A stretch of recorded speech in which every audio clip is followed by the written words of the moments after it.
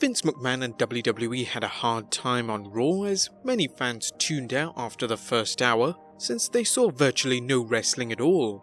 "This is boring," and AEW chants echoed throughout the Sprint Arena in Kansas City numerous times.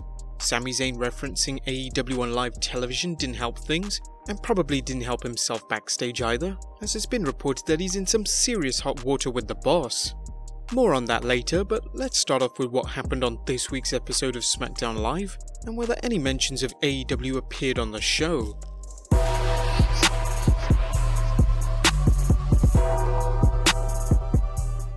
Kevin Owens opened up the show, and a recap of him turning on the New Day aired, something we've surely been reminded of every week, but nevertheless it's good to see that regardless of Owens refusing to travel to Saudi Arabia for the Super Showdown pay-per-view, he's still been kept as a high-level heel. Owens mentioned he wanted to open up SmackDown Live with a Kevin Owens show, but told the Tulsa crowd they didn't deserve it. He also asserted his innocence that he didn't attack the currently injured Biggie backstage last week. His explanation? Biggie sweats profusely, so it's possible he slipped as a result. Awesome. He told of softening up Kingston before he defends the title at Super Showdown. WWE Champion Kofi Kingston then interrupted him, and is still selling the knee from Monday's attack from Ziggler. Kofi wants revenge, and the two have a non-title match right there and then. It's an excellent contrast from Raw, which is full of talking and boogieing for nearly an hour. Kofi won the match as just before Owens could attempt a pop-up powerbomb, Kingston managed to hit the Trouble in Paradise for the count. We love how strong WWE has kept Kofi as he's still undefeated since winning the title at Mania. Ziggler was watching backstage, and apparently it's Shane McMahon Appreciation Night. Like, do we need to see Shane on both shows? He's everywhere, and the act is getting pretty tiresome with him and his goons every week. Also backstage, current 24/7 champion R-Truth is still on the run, and Carmella continues to help him. SmackDown Tag Team Champions Daniel Bryan and Eric Rowan look like they're ready for action, but instead are just there to be interviewed by Kayla Braxton. Captain Planet Daniel Bryan said the people of Oklahoma are the most environmentally unfriendly, being the leaders in fracking and oil drilling. Heavy Machinery then came out to challenge them for a match right there and then. Bryan accepted, but it won't be happening tonight.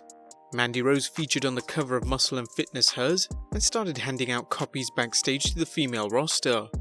Rose and Carmella have a rematch as last week the 24/7 rule disrupted their match.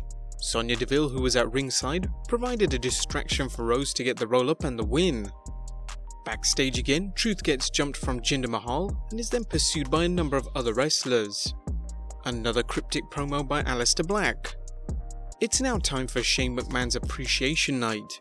He shows up and is accompanied by Elias and Drew McIntyre.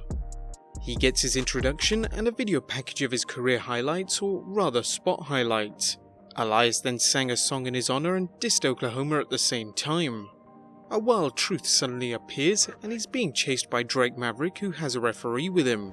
Truth manages to pin him, however he's now in the ring with Shane, Elias and Drew McIntyre, who proceed to attack him. Elias hits the drift away, and McIntyre hits a Claymore. Shockingly, Elias pins him to win his first ever title in WWE. Sadly, it's the 24/7 championship. Shane then suspends the rule with more authority bullcrap until the main event has concluded between Truth, who tags with Roman Reigns, where the two will face off against Elias and Drew McIntyre. Like, what's the point of the rule if it can be taken away at any time? Lacey Evans and Charlotte are backstage having a tea party, and Evans confirms she wants to take out SmackDown Women's Champion Bayley. A Super Showdown match has been confirmed as Lars Sullivan takes on the Lucha House Party in what will no doubt be a squash match, with the sole purpose of turning Lars into a bigger threat for Roman, as let's be fair, they'll eventually meet. Bayley and Evans have their match with Charlotte on commentary. Flair was no doubt going to interfere, but it seemed to backfire as Lacey could have won with a roll-up, but the distraction went on too long. Bayley countered and won the match. Both Evans and Flair's friendship didn't last long as the two started to attack each other. We then got more hype of the 10,000th encounter between Triple H and Randy Orton for the Super Showdown event. Seriously, does anybody really care for this match? Interestingly, WWE also took the time to announce that The Undertaker will be appearing on next week's Monday Night Raw. It was then time for the main event, but during Roman Reigns' entrance, they were airing the Firefly Funhouse episode again, which was kind of weird. A wounded Truth gets attacked by the duo on his way to the ring, which makes it more or less 2-on-1 at the beginning. Truth manages to make a hot tag in the end, with Reigns Superman punching Drew and taking out Elias. He then took out Shane McMahon and followed with a spear to Elias to end. However, the night is not over yet, as the 24/7 rule is now back on. Reigns delivers another spear to Elias and lets Truth pin him for the win to regain the title back and a happy ending. This was a decent show with no hijacking from the crowd. Well, almost, as quite a few fans noticed during the first half of SmackDown of two pro All Elite Wrestling signs. One was "You Aren't MJF," which was noticeable during the appreciation segment, and "Save Us Triple H" at the start. Those two signs were confiscated by security. Looks like All Elite Wrestling has definitely touched a nerve with Vince McMahon. Speaking on the subject, it seems that Sami Zayn's mention of AEW really wasn't scripted, judging by Vince McMahon's reported reaction backstage. During the electric chair segment, the line, "You could have asked me anything, you could have asked me about AEW" was mentioned. WWE cut it out when uploading this segment to their YouTube channel and social media pages. But many viewers in the comment section didn't let them get away with it that easily. There are currently two stories that have come out on Vince's reaction backstage. One that it was planned and Vince wanted him to say it. However, the other is that the line was ad-libbed by Zayn and Vince went apeshit backstage. The Wrestling Observer's Brian Alvarez recently told, "This is from talking to multiple people, and if you heard the Dave show last night, you know that there is a lot of confusion. We're 12 hours past that and it's still confusion, but I'm going to tell you everything that I know about the story. Are you ready?" So these are two facts about the situation, right? There are absolutely people who insist that Sami was given the okay to mention AEW, alright? I even heard from one person who said in the script that went around in the morning, it was in the script he was going to mention AEW. One person said that. I had another person say, and Dave had people tell him that it was a scripted line, right? Now, with that said, I heard from multiple people, far more people in fact, and people who have heard from other people, who all said the line was not scripted.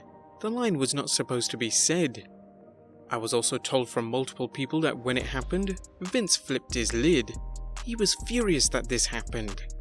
Now, without even mentioning the report, it seems more plausible that Vince would have lost it backstage, as it turns out that as soon as Zayn uttered the line, WWE fans quickly reacted to typing AEW in Google. This resulted in AEW trending. Yes, WWE was the cause of AEW trending online and increasing its search ratings. You can see from the graph that during the third hour of Monday Night Raw, the search spiked to its highest it's ever been. Most of the searches came from West Virginia and Kentucky, so this was pretty much free publicity for their rival. Also, the fact that the line had been cut out on social media adds to the suspicion that it wasn't planned, and Zayn has also inadvertently ruined the electric chair segment. That's if Rollins throwing the damn thing out of the ring didn't signal the end of it anyway. How has he ruined it though? Well, the audience members that asked the questions to Zayn were pre-prepped before the show, but they weren't plants, they were actually real fans. But if they were to revisit the segment, they'll be forced to use plants, as no doubt one fan will ask something about AEW and Caruso will be wrestling to take the mic off the fan again. Other than that, some might have noticed some changes being made on this week's edition of Raw. During Hour 1, WWE mentioned the Fatal 4-Way match had an elimination stipulation, but when the match began, they changed it to a single fall. Why the change though? Well, according to PW Insider, officials backstage were undecided on whether it should be elimination or not. In the end, they went with a single fall, and get this, it was to protect the wrestlers involved. They wrote, "The argument was made that to protect talents, there should not be 3 eliminations, and eventually that argument won out. So the match was changed to one finish, with Baron Corbin pinning The Miz to secure his Universal title bout with Seth Rollins." As we mentioned in previous videos, frequent script changes, especially ones that take place during the show, only damages the product and its wrestlers further. There is no consistency, hence no confidence in what they're doing, and it clearly shows at times. What did you guys think of SmackDown Live? Did you think that the line was scripted or not? Let us know in the comments down below, subscribe if you haven't already, and I'll see you next time with some more wrestling content.